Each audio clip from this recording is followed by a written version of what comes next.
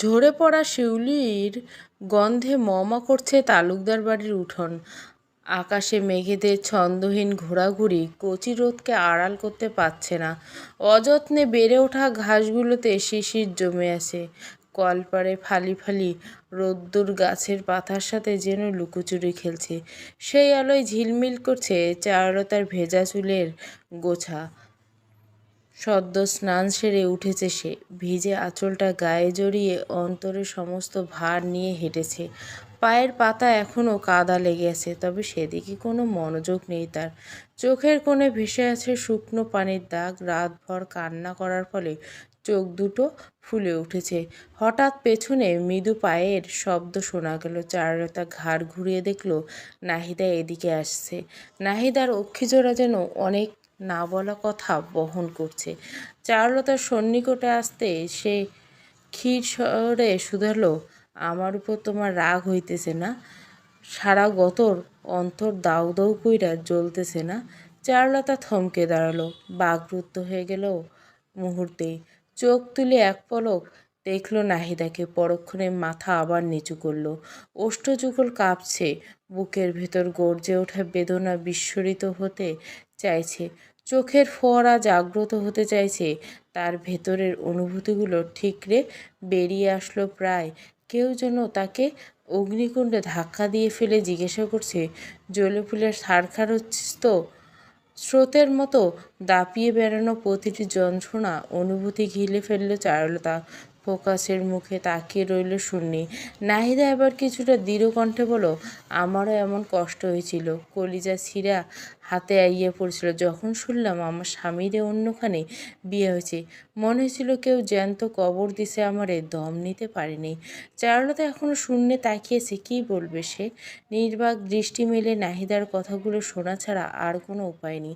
সে তো মিথ্যে কিছু বলেনি। তবে নাহিদার বলা সত্যগুলো তার ভেতরে বুকে সুজ হয়ে ঢুকছে। অসহ্য যন্ত্রণা হচ্ছে তার। চারুলতা মুখ খুলে বলতে ছিল, হ্যাঁ, আমার অন্তর জ্বলতেছে, আমার শরীরটা পুরোটাই জ্বলতেছে নাহিদা আপা। তবে সব কথা কি আর বলা যায়? নাহিদাকে এড়িয়ে গেল সে। ধীরে ধীরে পা চালালো রান্নাঘরের দিকে। অদূরে রোদে ভেজা আঁচল শুকনো প্রস্থান বেছে নিল সে। পেছনে দাঁড়িয়ে থাকা নাহিদা তখন তাকিয়ে রইল চারুলতার পানে। ছোট্ট মেয়েটার প্রতি তার করুণা দুচোখে স্পষ্ট হয়ে উঠল। কিন্তু কি করবে সে? সংসারের লোভ কি কোনো নারী ছাড়তে পারে? বেলা শেষে তারা দুজনেই তো বাধা পড়ছে অস্বীকৃতি, বঞ্চনার অবহেলা সে করে। কলপাড়ে ফিরে চারুলতা পেছনে আঙ্গিনায় গেল। আগের দিনে কাপড় মেলে দড়িতে মেলালো। বাতাসে ভেজা শাড়ি এলোমেলোভাবে নড়তে লাগলো। চারুলতা আকাশের দিকে তাকিয়ে দীর্ঘশ্বাস ফেলল। নিজেকে ব্যস্ত রাখতে হবে। ব্যস্ত রাখায় এখন তার একমাত্র মুক্তির পথ। সে মুক্তির পথ ধরে হাঁটা দিল রান্নাঘরের দিকে। রান্নাঘরে ঢুকে উনুন ধরালো। পরিচিত রান্নাঘরটা কেমন অপরিচিত ঠেকাচ্ছে তার। আচমকা অজানা ভয় আঁকড়ে ধরল চারুলতাকে। এই রান্নাঘরের দায়িত্ব তার কাছ থেকে হারিয়ে যাবে না তো? মনে আতঙ্ক নিয়ে কাজ শুরু করলো চারুলতা। এমন সময় রান্নাঘরের দুয়ার পেরিয়ে ভেতরে প্রবেশ করলো জোহরারা। রান্নাঘরে চারুলতার পদধূলি জোহরা সহ্য করতে পারছে না। এই কয়দিন সেই সব সামলেছে। মাঝে তো তার কাজকর্মে তেমন একটা বাধা দেয়নি। তালুকদার মশাইয়ের সংসার সে প্রায় কর্তৃত্ব স্থাপন করে ফেলেছিল বটে। কাজে রান্নাঘরে পুনরায় চারুলতার উপস্থিতি তার মেনে নিতে কষ্ট হচ্ছে। অনিচ্ছা সত্ত্বেও সে চারুলতাকে উদ্দেশ্য করে শোধালো, ভাবি কেমন আছেন? চারুলতা আলগোছে ঘাড় নাড়ল। এর মানে সে ভালো আছে। জোহরার চোখে মুখে তাচ্ছিল্য হাসি। তবুও সে বলতে শুরু করলো, জানো ভাবি, এই কয়দিন আমিই তো সব সামলেছি। চাচি আমার উপর পুরো সংসারের দায়িত্ব ছাইড়ে দিছিল। ভালোই হয়েছে তুমি তাড়াতাড়ি চলে আসছো।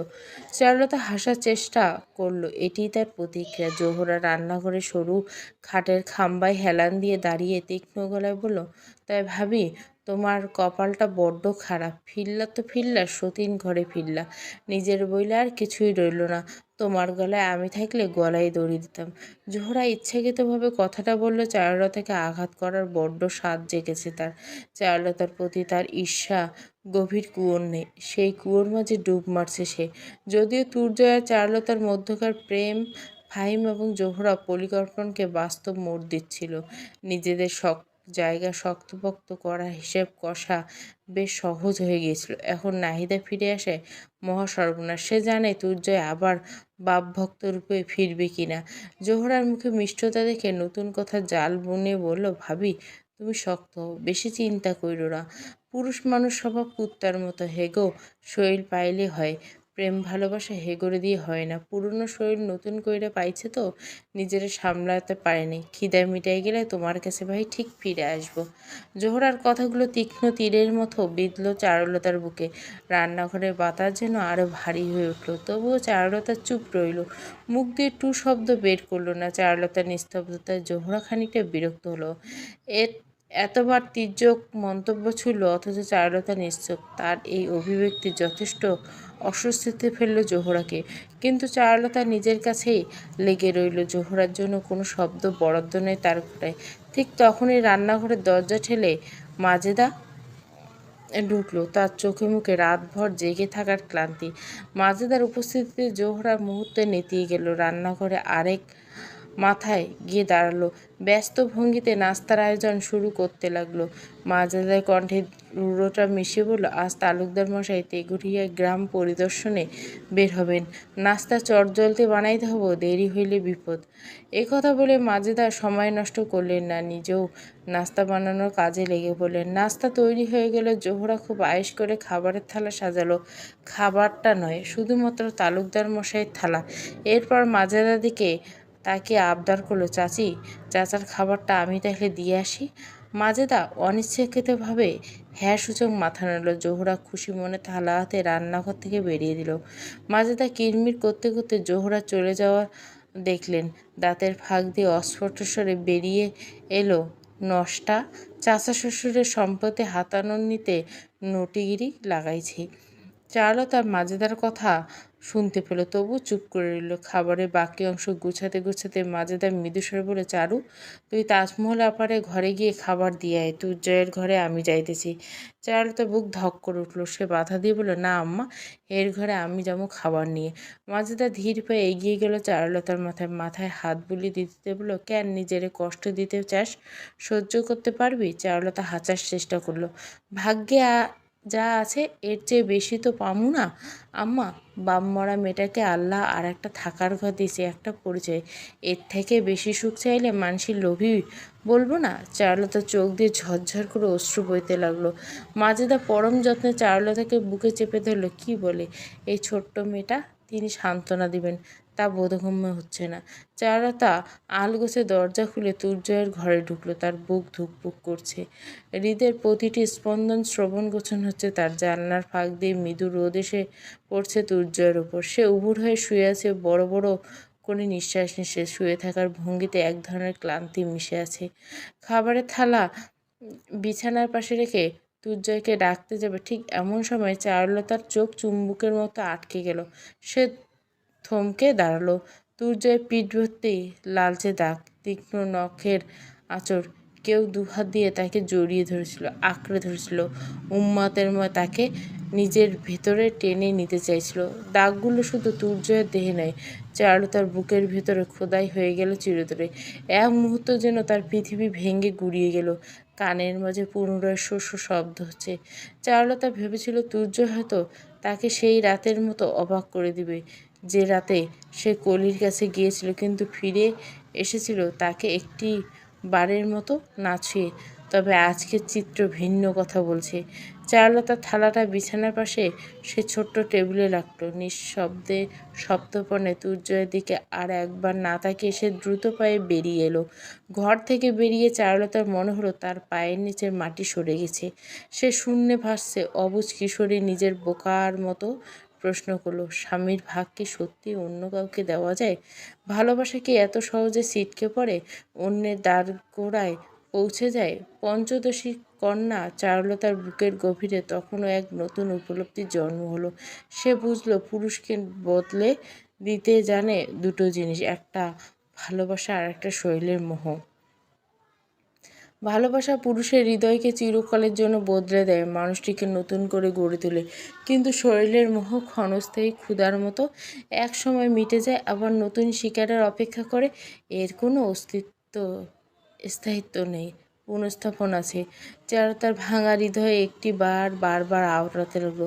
পুরুষ, তুমি বুঝলা না তোমার বিরহে কত জ্বালা, পাইলে তোমারে অন্য কেউ আমি সর্বহারা।